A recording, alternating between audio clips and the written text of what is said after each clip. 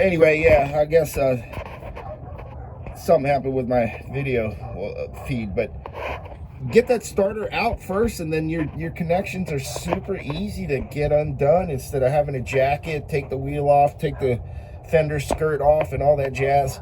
But up here, we're gonna go up here, and where is it? Yeah, it's that guy right there.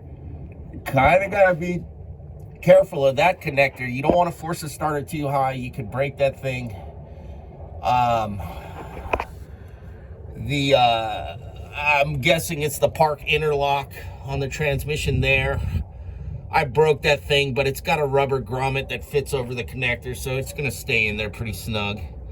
Yeah, it's, 23-year-old truck, so the connector plastic's pretty brittle, but it'll stay in there after I put the rubber grommet over that part of the connector there.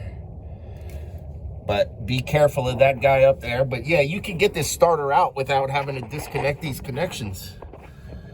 And then, oh, so much easier. You get the starter out, and then there's your connections right there. Gravy. It's much, much easier. Like I said, it's a little tricky, but you can do it. You're going to come from this other side, because it's going to be up. It'll be up in the vehicle like so. But you're going to come from here with your screwdriver. You can get a pretty decent sized screwdriver up in there and then finagle it out. And man, what a much easier way to do it than trying to undo these connections. Trying to undo these connections right there while it's still bolted to the bell housing. Man, it's a nightmare. But anyway, I hope this helps you guys out. You guys get the gist of it at this point.